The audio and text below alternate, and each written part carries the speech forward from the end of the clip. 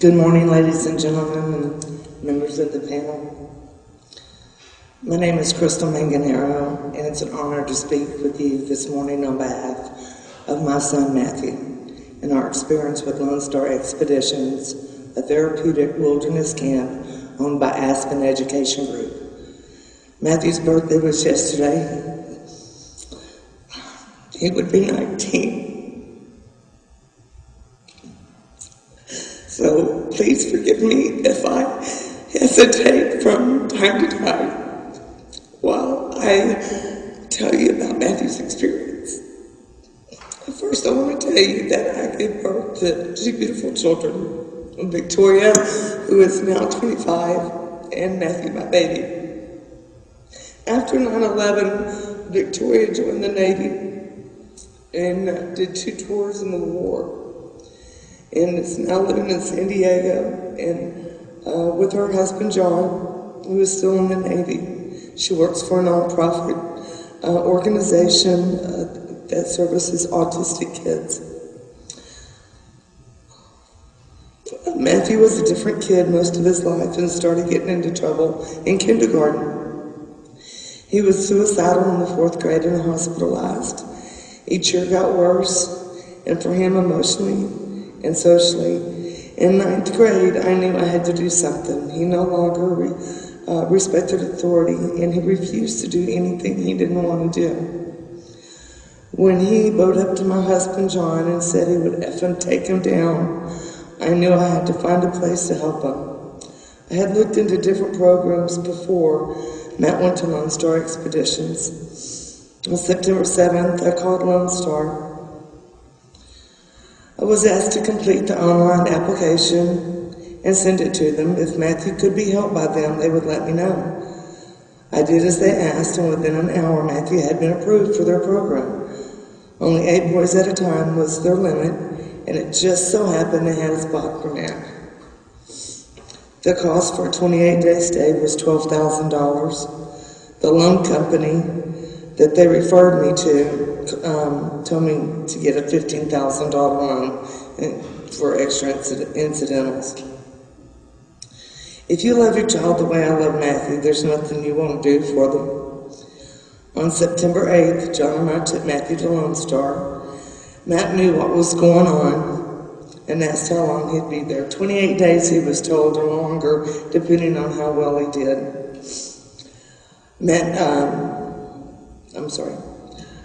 Matthew asked me to go outside with him twice. I told him no.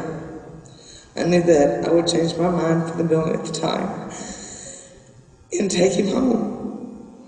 I told Matt I loved him very much and hugged him as much as he would let me. He was then taken away.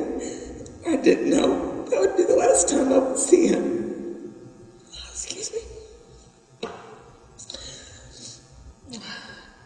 John and I were led to an office where I could sign all the necessary forms. Sign here, initial there, this is that, that is this, flip, flip, flip. As a parent, like probably all parents that have gone through this, I did not sign these papers with a happy heart.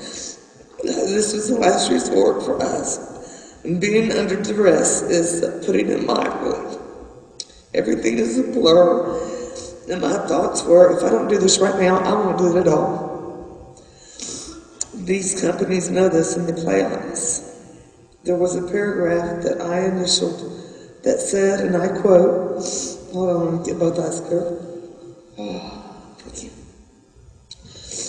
The sponsor, me, intends by this waiver and release to release in advance and to waive his or her rights and discharge each and every one of the released parties, them, from any and all claims for damages for death, personal injury, or property damage which sponsor may have or which may hereafter accrue as a result of students' participation in any aspect of the programs, even though that liability may arise from negligence or carelessness on the part of the persons or entities being released, from dangerous or defective property or equipment owned, maintained, or controlled by them, or because of their possible liability without fault. Additionally, sponsor covenants not to sue any of the released parties based upon their breach of any duty owed to sponsor or student as a result of their participation in any aspect of the program. This was not explained while the papers were being flipped. What I didn't know until we sued the program was that Matthew had to sign 5 legal forms the day he was admitted. 2 full pages refer to his rights. A 14-year-old kid should not be signing anything without a parent or guardian as a witness. Apparently these forms were flung at him like they were me, and believe me when I say that had Matt known he had any legal rights, he would have acted on them.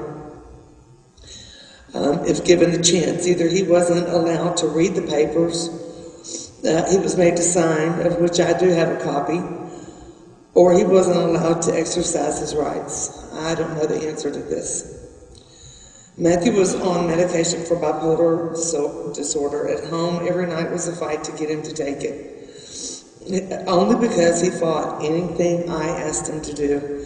I'm telling you this because Matthew refused his medication at the camp. They were to call me and his doctor if he refused any meds. I never got a phone call, and neither did his doctor.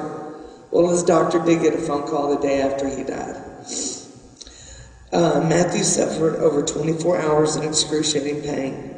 The night before he died on September 16th, he complained of his chest hurting. He was mumbling and stumbling around, and his legs felt numb. The field instructors called the psychologist, and over the phone, he decided it was an anxiety attack and don't worry about it.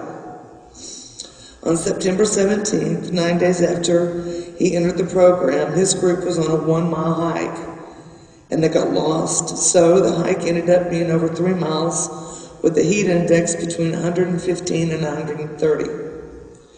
When they stopped for lunch, Matthew said he couldn't go on any further. The staff said they had to make it to the evening camp and move it. He just couldn't move, and the other boys offered to carry him. The peer pressure must have been tough because Matthew finally struggled and moved. When they got close to the evening camp,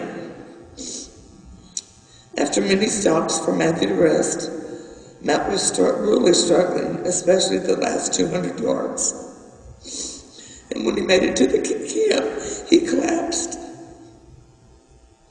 The staff kept telling him to get up and set up camp. He could lay down later.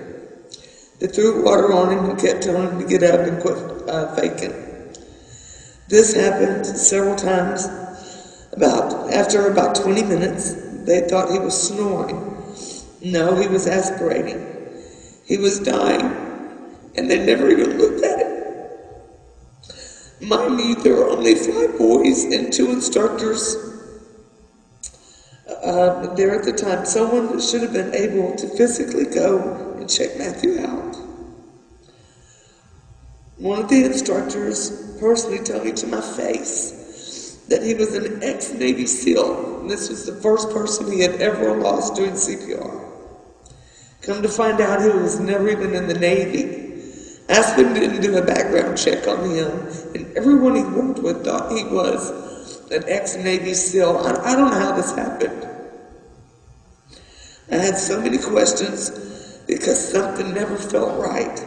This was not just a tragic accident, I was being told. After 6 months, I contacted a lawyer friend of mine who also knew Matthew and asked if he would help me. He jumped. Where am I? Okay. He had been waiting for this day and jumped on it. After 2 years of finding out all we could, we filed a lawsuit in Los Angeles, California.